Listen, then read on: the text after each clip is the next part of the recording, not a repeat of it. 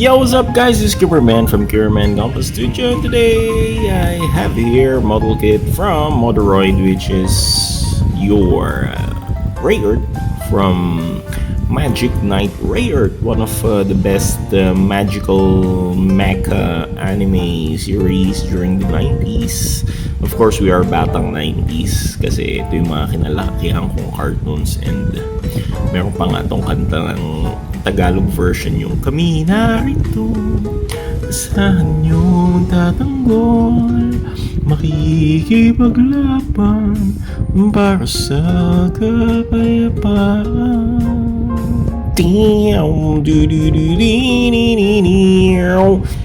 So ganun yun.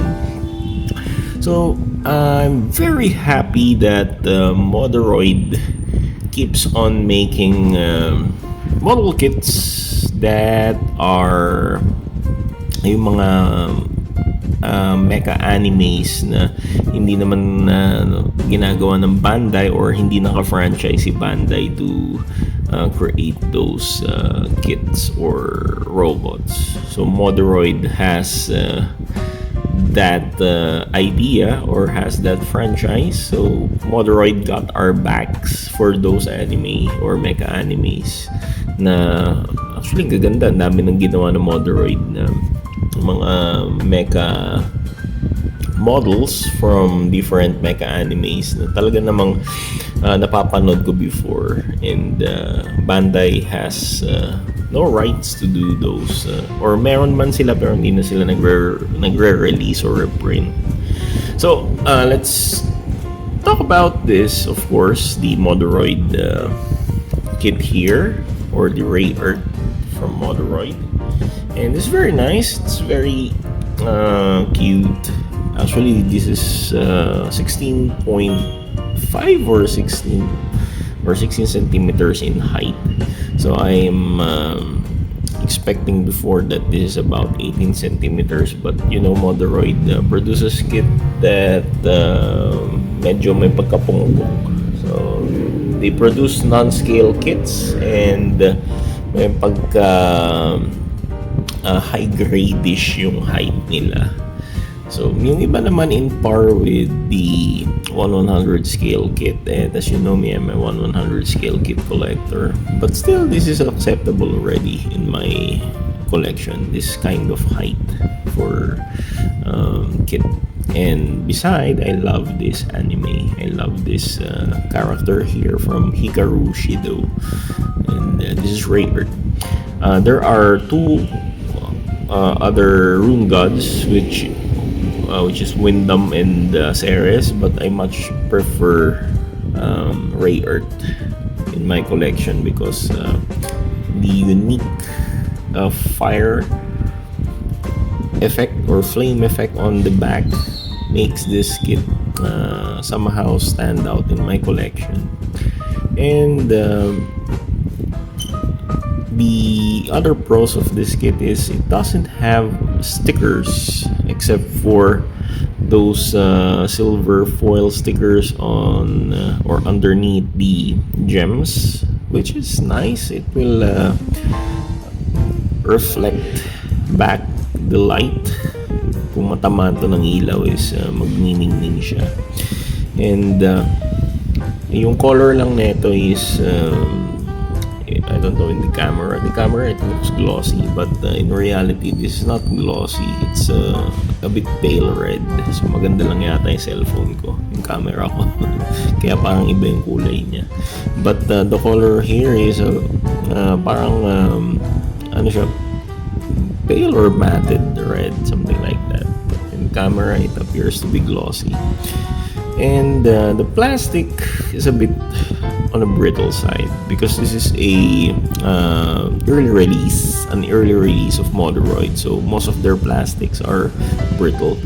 And I can say that the ABS plastic here is tends to cement on the other ABS joints if you're not playing this or you're not posing it frequently. So kung na-stuck siya, magdidikit-dikit yung kanyang ABS. So before you play this, kung sakaling na-stuck na matagal, you need to laro-laruin mo muna yung mga joints niya para hindi siya mabigla at magkaroon ng stress mark leading to breakage of joints, especially mga joints in the shoulder and dito sa legs. So medyo turn off lang sa akin dito yung seam line niya dahil actually ako nakasira niyan. There's a peg here on this part, but I got an error in placing one of the parts inside, and I tried to open it, which eventually I broke the peg na nagko-connect doon, so hindi na siya mag-close unless I will put mighty bond, it will close. But this one, naka-sealed siya kasi may peg siya dito. Medyo hesitant ako sa paglagay ng mighty band kasi maybe if I put mighty band, this will be whitish yung yung effect ng mighty band super glue. So hindi ko na lang nilalagyan since hindi naman nahalata pa. Okay. Weapons of this kit, you can see we got shield. Yep, ganda na shield niya, di ba? The shield looks nice. Yeah. On this view, but if you go inside the view, nawala yung pagka-magical niya. It became mechanical. So mas maganda lang ito yung part na to. But on this side, there's no more magical effect. Mechanical na. Okay, I used hands, Talon decal hands here, 1/144 scale hands, kasi ang pangit niya tingnan tong 1/100 scale hands yung gagamitin ko. Magmumukha siyang gorilla hands ni RX-78, so I use the small hands. But there's a problem in gripping this sword here, so this magical sword. Actually, I like the sword. The sword here looks nice. Yeah, I forgot to paint it with gray. Yun lang ang pangit kasi okay, Moderoid put the knob or the spruce on this part. Sana dito na lang nila nilagay or somewhere else na hindi madadamage yung pre-painted part niya. Anyway, it's not a big deal. I can paint it with silver marking. So ang ganda na sword niya, di ba? Pre-painted, very effortful for part of Moderoid to have this kind of pre-painted sword. Maybe I will just drill a hole here para magkaroon ng peg para maikapit ko dun sa kamay niya sooner. Okay, and yep, I must admire this kit because of the color separation. So no stickers, everything is color separated, and it looks really McDonaldish colored kit, which is so nice. I really like it. And I just want to complain about the feet here or the talons. This is very loose. These parts here are loose, so kung patatayuin mo siya, you need to really adjust first the talons because it tends to flop backwards because of the weight on the flame effect. Okay. And I find this thing, the hollow spaces on the talons, odd. I wish Moderoid put some, pinantay na lang sana nilang ganito para hindi naman mukhang hollow, di ba? So dito sa may tari niya is kompleto, parang block. Pero pagdating dito hollow, di ba? Parang awkward lang. Lalo kung nagawa mo siya ng aerial pose. Okay, since this is a 90s Mecha kit or 90 from 90s Mecha anime series, so I must compare it with my other favorite Mecha from the 90s. So one of that is of course Gundam Wing, and yes, punggok siya. Punggok si Rayearth compared kay Gundam Wing.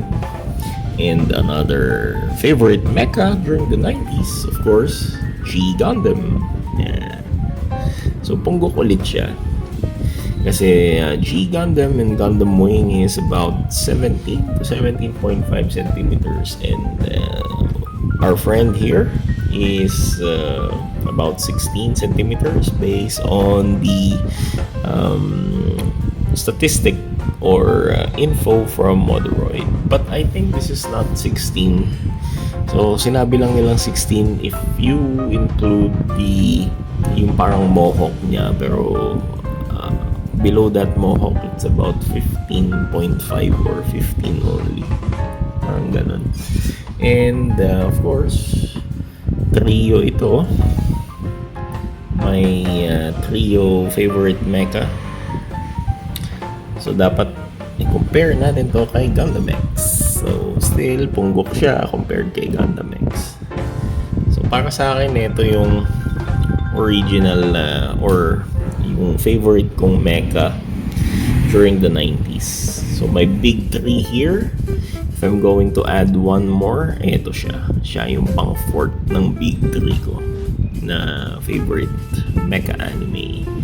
So Gundam Wing, Gundam G Gundam, Gundam X, and Magic Knight Rayearth. These are my favorite 90s mecha. Okay, so thank you so much for watching this short review of Magic Knight Rayearth model kit from Moderoid. So see you next time, and God bless. Auf Wiedersehen, masalama, paalam sa inyong lahat.